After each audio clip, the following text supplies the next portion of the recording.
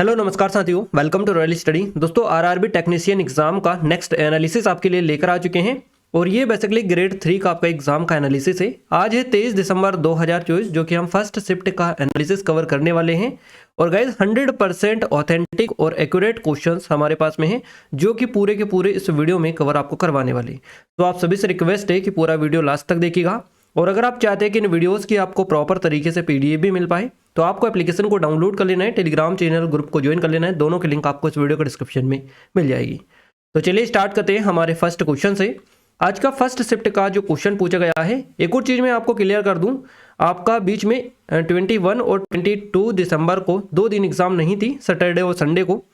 आज आपकी exam start हो रही है और अब आपकी 30 तक कंटिन्यूसली आपकी एग्ज़ाम चलेगी, है ना। तो बिल्कुल भी आप जो भी आप फेक चीज़ें आपको बताते उनके चक्कर में बिल्कुल भी ना रहे।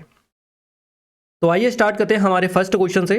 फर्स्ट जो क्वेश्चन है ये है डॉक्टर एमएस स्वामीनाथन जो पुरस्कार है 2024 में ये किसे दिया गया है, वो was given the doctor MS Swaminathan award 2024।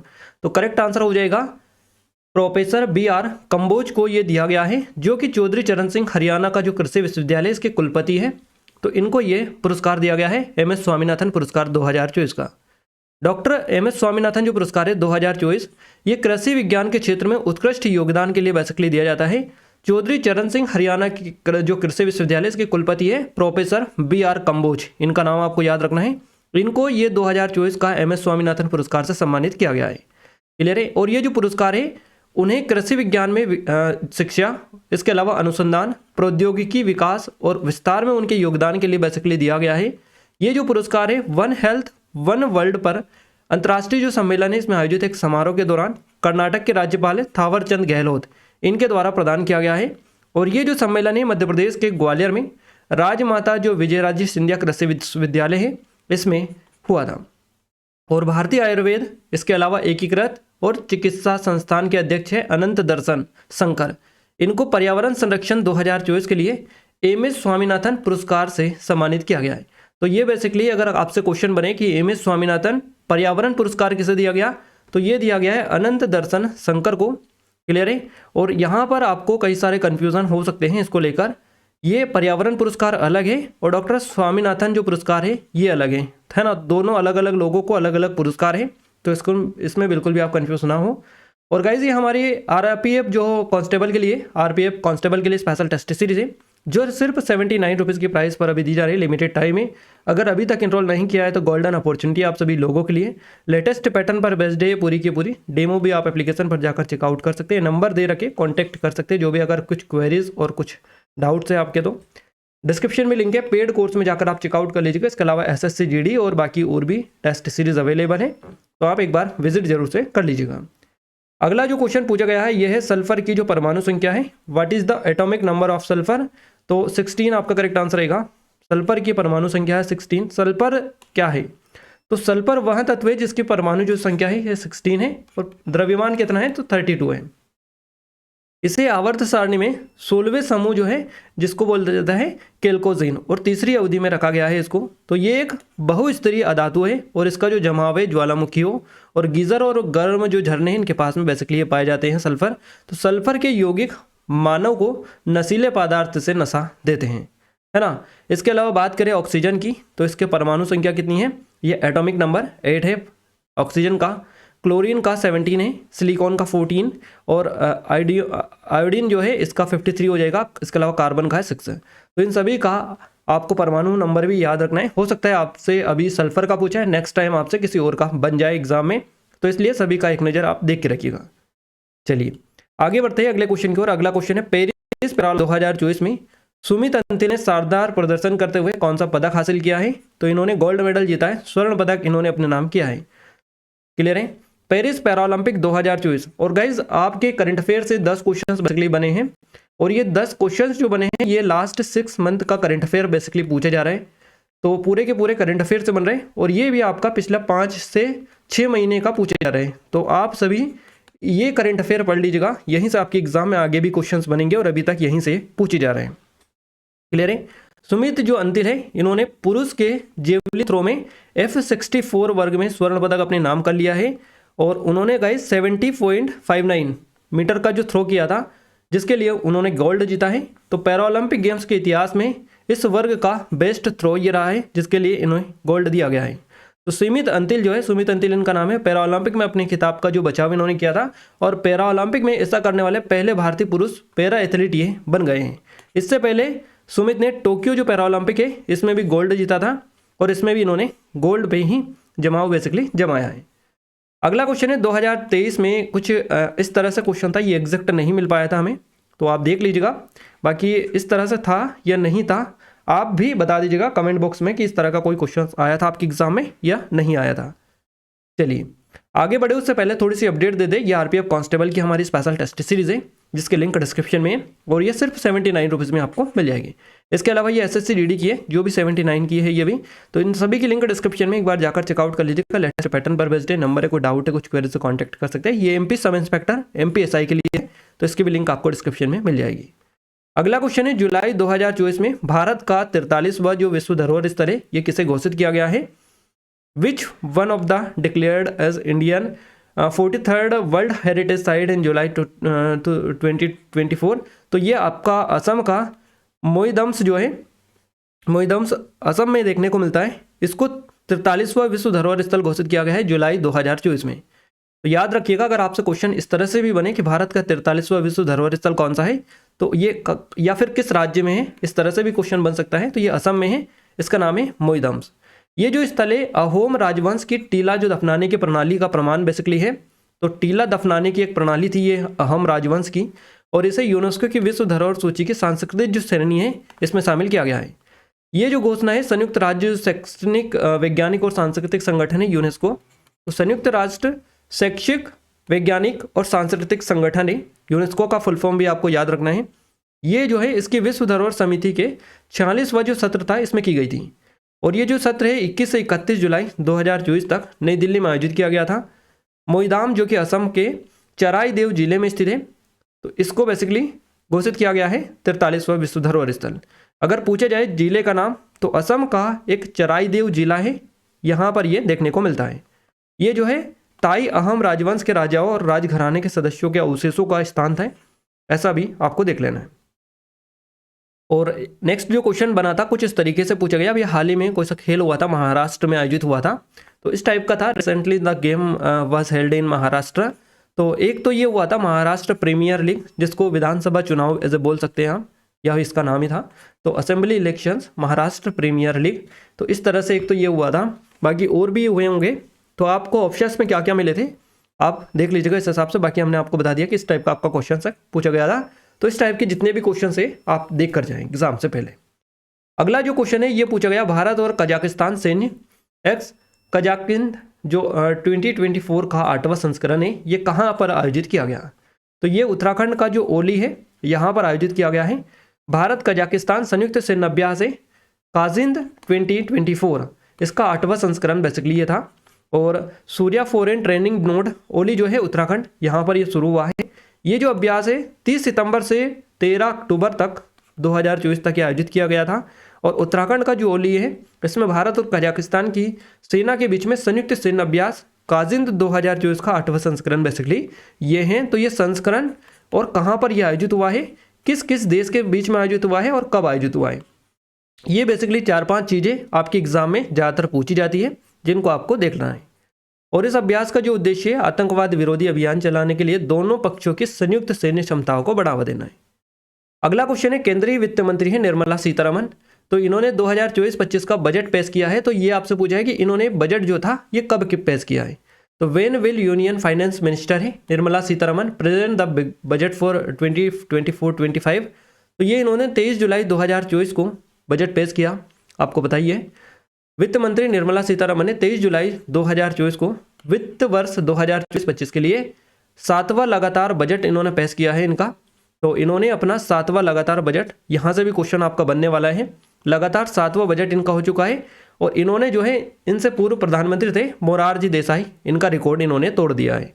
तो जून में फिर से चुने जाने के बाद से ये भाजपा के नेतृत्व वाली एनडीए जो सरकार है इसका पहला बजट है, जो कि 2024 के लिए या 24-25 के लिए 23 जुलाई को ये पेश किया गया है। अगला क्वेश्चन है एंजाइम पेप्सिन्स और ट्रिप्सिन्स क्रमशः किसके द्वारा स्त्रावित होते हैं? तो ये पेट और अग्नाशय के द्वारा स्त्रावित होते हैं, आपको याद रखना है। पेप्सिन को पेड़ द्वारा स्त्रावित किया जाता है और ट्रिप्सिन जो है इसको अग्नाशय के द्वारा स्त्रावित किया जाता है। पेप्सिन का जो काम होता है ये क्या होता है, तो पेप्सिन जो एंजाइम है इसका कार्य है भोजन में पाए जाने वाले प्रोटीन को पचाने का। और पेप्सिन जो है ये पेट की अत्यधिक जो अम्लीय स्थिति है इसको कम भी करता है। वहीं ट्रिप्सिन की बात करें तो ये एक पाचन एंजाइम है जो प्रोटीन को छोटे पेप्साइड होते हैं इनमें तोड़कर हमें जो है खाना पचाने में मदद करता है। तो ये ट्रिप्सिन का कार्य होता है और पेप्सिन का कार्य होता है भोजन में पाए जाने वाले प्रोटीन को पचाने का काम। तो दोनों को अलग अलग कार्य है, इसलिए आपको थोड़ा सा देख लेना है।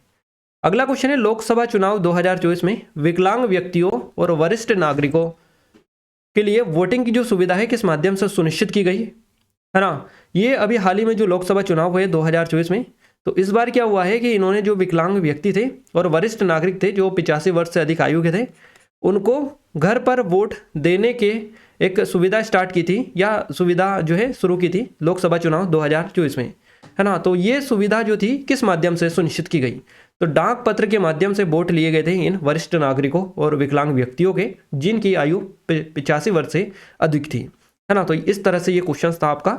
डाक मतपत्र आपका करेक्ट आंसर रहेगा। लोकसभा चुनाव 2024 में विकलांग व्यक्तियों और वरिष्ठ नागरिकों के लिए वोटिंग की जो सुविधा है डाक मतपत्र के माध्यम से सुनिश्चित की गई थी। और इसके तहत भारतीय जो निर्वाचन आयोग है, भारत निर्वाचन आयोग ECI, इसने एक विशेष पहल जिसे फॉर्म 12D है ना इसके माध्यम से लागू किया था। अगला क्वेश्चन है, रासायनिक समीकरण से क्वेश्चन पूछा गया फ्रॉम द केमिकल इक्वेशन से। तो जब कोई पदार्थ अकेले या किसी अल्प पदार्थ के साथ क्रिया करके एक या अधिक भिन्न गुण वाले नए पदार्थ का निर्माण करते हैं तो उस प्रक्रिया को बेसिकली केमिकल रिएक्शन बोला जाता है। रासायनिक रिएक्शन या आप बोल सकते हैं समीकरण कहा जाता है। अगला क्वेश्चन है, ऊतक जो पौधों को कठोर और मजबूत बनाता है उसे क्या कहा जाता है। तो पौधों को मजबूत और कठोर बनाने वाला जो ऊतक है इसका नाम है स्क्लेरेन काइमा। तो याद रखिएगा आप सभी लोग, स्क्लेरेना जो काइमा है ये एक ऊतक है जो पौधों को कठोर और मजबूत बनाता है।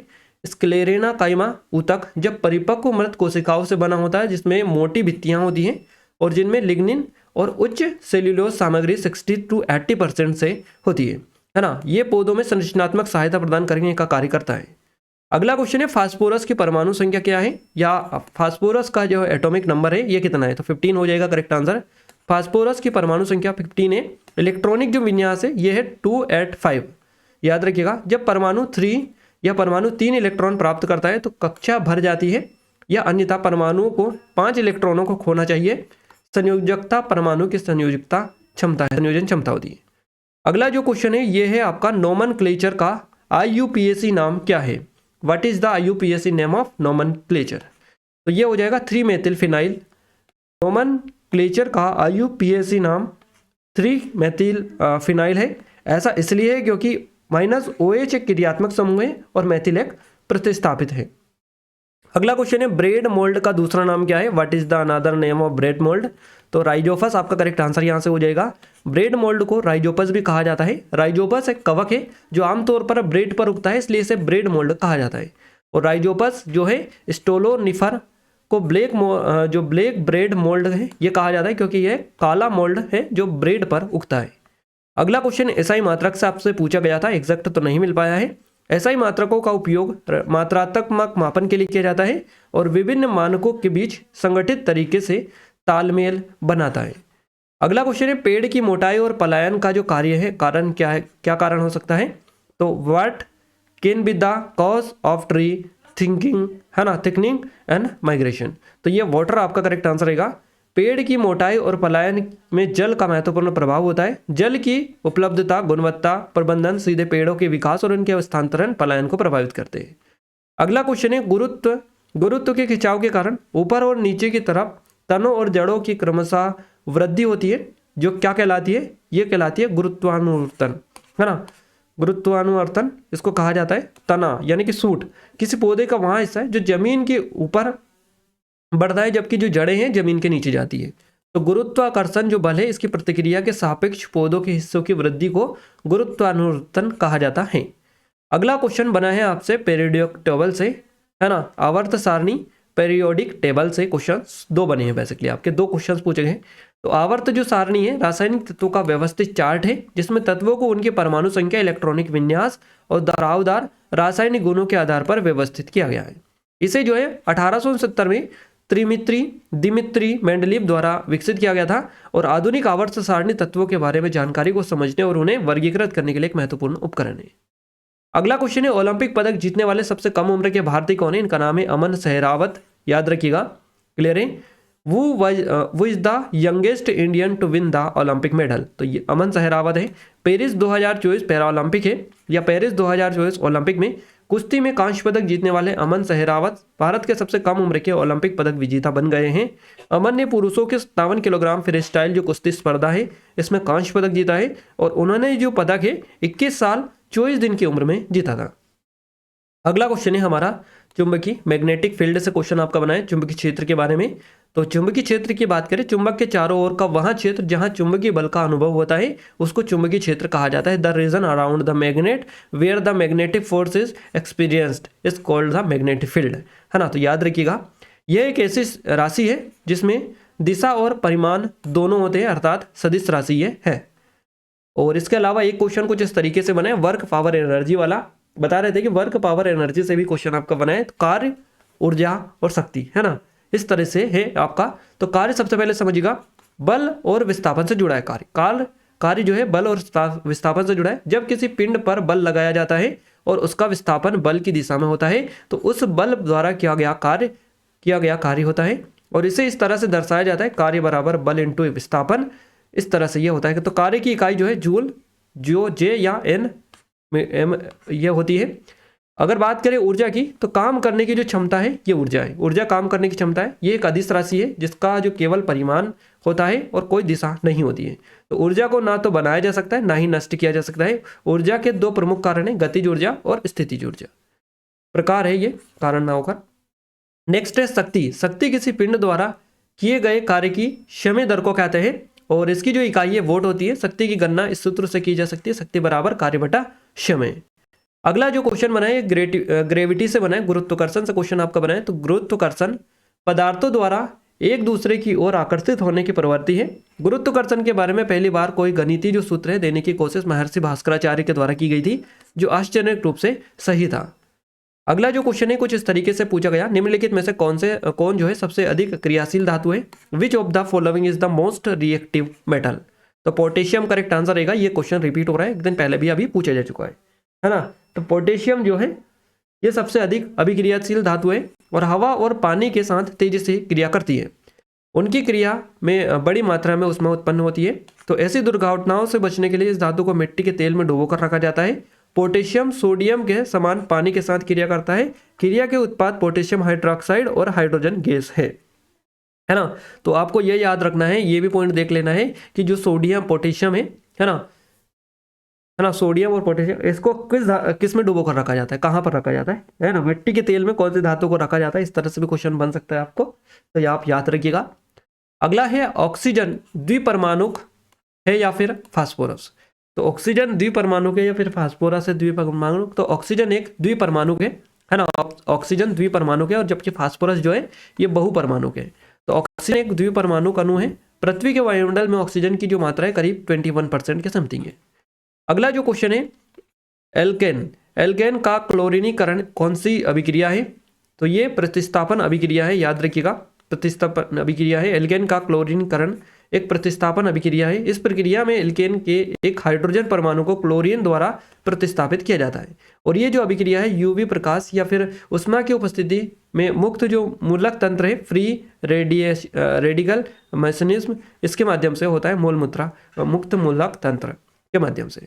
अगला जो क्वेश्चन है ये पूछा गया आपसे, विद्युत बल्ब के तंतु द्वारा 1 एम्पियर की धारा प्रवाहित होती है। 8 मिनट में तंतु के अनुप्रस्थ काट से मुक्त इलेक्ट्रॉन की संख्या ज्ञात कीजिएगा।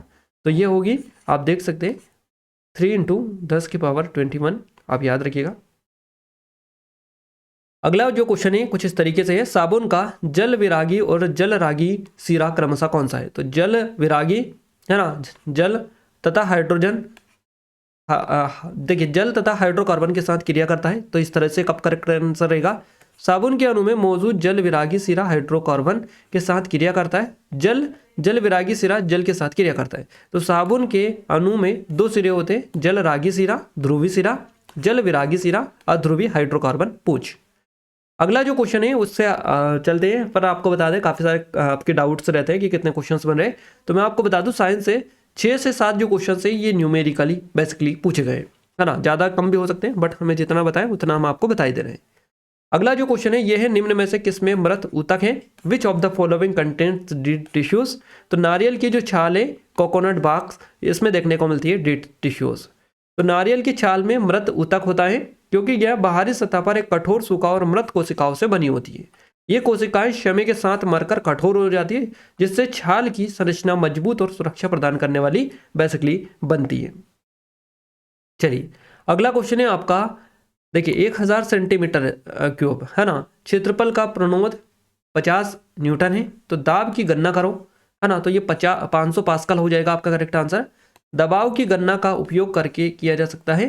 तो PFA, है ना, P बराबर F है, जहाँ P दबाव है और F जो है बल है और A जो है क्षेत्र है।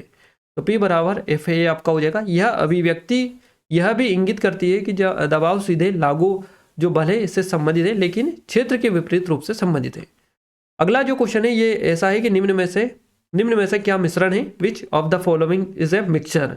तो वायु, एयर हो जाएगा करेक्ट आंसर आपका। एक मिक्सचर है तो H2O, पानी, ये एक संयुक्त यौगिक है, ना कि मिश्रण है, क्योंकि ये दो तत्वों हाइड्रोजन और ऑक्सीजन का एक निश्चित अनुपात में संयोजन है। वायु जो है ये एक मिक्सचर है ना, मिश्रण है, क्योंकि इसमें विभिन्न गैसें जैसे कि नाइट्रोजन, कार्बन डाइऑक्साइड, है ना, आदि मिलकर मिश्रित होती है। और यहाँ मिश्रित किसी जो निश्चित है अनुपात इसमें नहीं होता है ना। तो इसलिए ये आपका मिश्रण हो जाएगा वायु। चलिए अगला क्वेश्चन है, हाइड्रोक्लोरिक अम्ल पेप्सिन नामक प्रोटीन को पचाने वाला एंजाइम कौन स्त्रावित करता है? तो ये जठर यानी पेट आपका स्टोमच होता है। हाइड्रोक्लोरिक अम्ल HCl यह जठर से में स्त्रावित होता है और पेट के भीतर pH को कम करके भोजन को पचाने के लिए उपयुक्त ये वातावरण बनाता है। ये क्वेश्चंस आपके एग्जाम में आज पूछे गए। करंट अफेयर से सीधे सीधे 10 क्वेश्चंस बने थे, बिल्कुल भी कम क्वेश्चंस नहीं बने थे। जो आपका दिया रखा है सिलेबस में उसी के अकॉर्डिंग 10 क्वेश्चन सीधे सीधे करंट अफेयर से बने। और मोस्ट ऑफ जो क्वेश्चन है आपके पूछे गए पिछले लास्ट 6 मंथ के, यानी कि आपका जो लास्ट 6 मंथ का जून जुलाई वाला, इससे पहले का जितना भी करंट अफेयर है, इससे बाद वाला, है ना, जून जुलाई अगस्त सितंबर अक्टूबर, है ना, नवंबर, यहाँ तक आप याद कर लीजिएगा अच्छे से। यहीं से आपके बेसिकली क्वेश्चंस बन रहे हैं और अच्छे से देख कर भी आप जाइएगा। बाकी हमने साइंस का भी आपको पूरा का पूरा बता ही दिया है। अभी आप बिल्कुल भी स्किप ना करें इस वीडियो को, अभी और भी चीज़ें आपको कवर करवाएंगे। देखिए रीजनिंग में बात करें तो टॉपिक हमें मिले, सिटिंग अरेंजमेंट से क्वेश्चन आपका बना है, कोडिंग डिकोडिंग से क्वेश्चन बना है, रैंकिंग से क्वेश्चन आपके पूछे गए हैं रीजनिंग में। इसके अलावा पांसे से क्वेश्चन आपका बना है ना, पांसे से क्वेश्चन बना है। नंबर सीरीज से क्वेश्चन आपका पूछा गया, अल्फाबेट सीरीज से क्वेश्चन आपका पूछा गया है, ब्लड रिलेशन से क्वेश्चन आपका बना है, स्टेटमेंट एंड कंक्लूजन से भी क्वेश्चन आपके 2 पूछे गए। तो इस तरह से आपका ये रीजनिंग में बना है। जो टॉपिक हमें मिले हैं उतना हमने आपको बता दिया, बाकी जितने नहीं मिले हैं उनसे भी हो सकता है क्वेश्चंस बने हो, और जिनसे मिल गए हैं हो सकते हैं उनके अलावा भी कुछ और क्वेश्चंस बने। बाकी हमें जितना मिला उतना हम आपको बता रहे हैं, हो सकता है कुछ और भी आपका पूछा गया हो।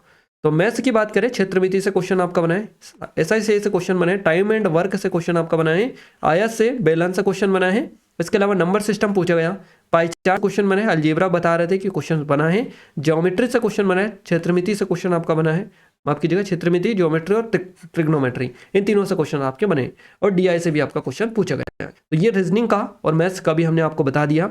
साथ ही हमने साइंस और GK तो GA यानी कि general awareness, general current affair, है ना, और GS, है ना, साइंस, तो ये दोनों तो काफ़ी अच्छी तरीके से हमने कवर करवा दिए। जितने भी क्वेश्चंस मिले हैं मैक्सिमम हमने पूरे लाने में आपकी हेल्प की है।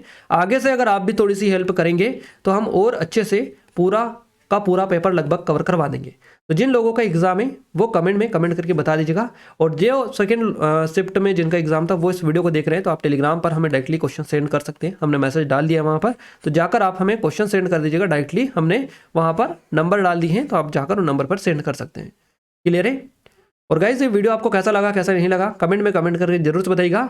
मैं आपको एक और चीज़ क्लियर कर दूं, काफ़ी सारे लोग जो है हमारे थंबनेल का मिसयूज़ कर रहे हैं, यानी कि हमारे थंबनेल का कॉपी करके वो उनके चैनल पर जो है उस थंबनेल को यूज़ कर रहे हैं। तो उस चीज़ को आप थोड़ा सा नेगलेक्ट करिएगा, क्योंकि काफ़ी सारे लोग जो है हमारे थंबनेल यूज़ कर रहे हैं तो उससे जो है हमारी ब्रांडिंग खराब होती है, यानी कि फेक क्वेश्चंस वो कवर करवाते हैं। तो ऐसा लगता है कि ये इनका चैनल है और ये खराब फेक क्वेश्चंस कवर करवा रहे हैं, है ना। तो थोड़ा सा चीज़ें आप देखें, जो फेक थंबनेल यूज़ कर रहे हैं हमारा, तो उन चैनल से आप बच के रहें। उन चैनल को कोशिश करें कि वो 100% फेक क्वेश्चंस कवर करवा रहे हैं, तो उनसे आप दूर रहें, है ना। जो क्वेश्चंस हम आपको बता रहे हैं 100% ऑथेंटिक है और एग्जाम में पूछे गए रियल क्वेश्चंस हम आपको कवर करवाते हैं। ऐसा कुछ भी हम आपके लिए लेकर नहीं आते। आपने जिन्होंने एग्जाम दिया था वो भी वेरीफाई कर सकते हैं क्वेश्चंस एग्जाम में पूछे गए हैं या नहीं पूछे गए। कमेंट में कमेंट कर दीजिएगा आप, आपका कमेंट जो है मैं पिन कर दूंगा ताकि बाकी लोगों को भी पता चल पाए। क्लियर है। ये कुछ हमारे ऑनलाइन कोर्सेस है, जैसे कि आरपीएफ कांस्टेबल की स्पेशल टेस्ट सीरीज है जो कि 79 रुपीज़ की प्राइस पर मिल रही है। एसएससी की 79 पर 500 से अधिक टेस्ट यहाँ पर है ना। और लेटेस्ट पैटर्न पर बेस्ड है पूरी की पूरी। ये नंबर है, कोई डाउट है कुछ क्वेरी से कॉन्टैक्ट भी कर सकते हैं। एप्लीकेशन पर डेमो डाला है, डेमो चेकआउट नहीं किया तो कर लीजिएगा।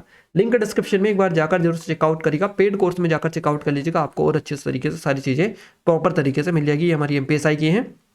इस वीडियो की पीडीएफ एप्लीकेशन को डाउनलोड कर लीजिएगा, टेलीग्राम चैनल ग्रुप को ज्वाइन कर लीजिएगा। दोनों की लिंक आपको इस वीडियो का डिस्क्रिप्शन में मिल जाएगी।